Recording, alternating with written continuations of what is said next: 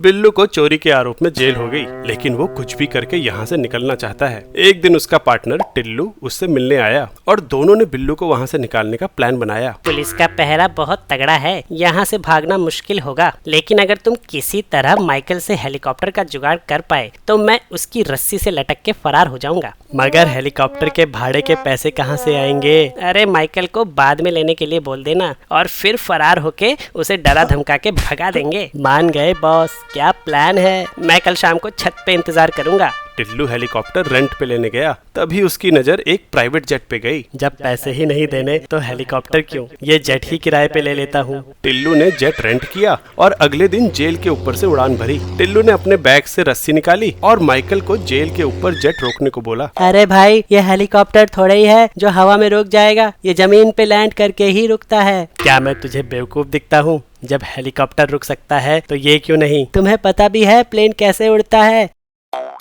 Bernoulli's principal नहीं पढ़ा ना तुमने? पढ़ा होता तो ये सब काम थोड़े ही करता। बर्नौलीज प्रिंसिपल के अनुसार किसी भी स्ट्रीमलाइंड फ्लूइड के पर यूनिट वॉल्यूम में प्रेशर, काइनेटिक एनर्जी और पोटेंशियल एनर्जी का जोड़ हमेशा कांस्टेंट होता है। यानी कि अगर फ्लूइड की पोटेंशियल एनर्जी या काइनेटिक एनर्जी बढ़ाओगे तो उसका प्रेशर कम हो जाएगा। हेलीकॉप्टर और एयरप्लेन के विंग्स का शेप कुछ ऐसा होता है कि जब हवा उनसे टकराती है तो एक ही ड्यूरेशन में ऊपर ज्यादा दूरी तय करती है और नीचे कम। इसीलिए ऊपर हवा की स्पीड मतलब काइनेटिक एनर्जी ज्यादा होती है और नीचे कम। लगभग एक ही हाइट होने की वजह से हम पोटेंशियल एनर्जी को इग्नोर कर सकते हैं। तो अब एयर की इन दोनों स्ट्रीम्स की मैकेनिकल एनर्जी बराबर होने के लिए ऊपर प्रेशर को कम होना पड़ेगा और नीचे ज्यादा। इस प्रेशर डिफरेंस की वजह से ही विंग पे ऊपर की तरफ एक फोर्स यानी थ्रस्ट लगता है। क्योंकि हेलीकॉप्टर की ब्लेड्स उसके बिना मूव करे भी घूम के ये प्रेशर डिफरेंस बना सकती हैं, इसलिए वो एक ही जगह पे रुक के भी ऊपर की तरफ थ्रस्ट लगा सकता है। लेकिन एयरप्लेन के विंग्स ये थ्रस्ट तभी लगा सकते हैं जब पूरा का पूरा प्लेन खुद काफी स्पीड से हवा में से गुजरे। तो इसका मतलब जेट बिना आगे बढ़े हवा में नहीं रह सकता। नहीं रह सकता भाई। वैसे मुझे लगता है कि पुलिस ने हमें देख लिया। रनवे पे उतरते ही पुलिस ने टिल्लू को भी पकड़ के बिल्लू के पास पहुंचा दिया। अरे माइकल ने क्या मस्त बर्नौलीज प्रिंसिपल समझाया। बर्नौलीज प्रिंसिपल को और बेहतर तरीके से समझने के लिए खुद से ये 3 क्वेश्चन पूछो।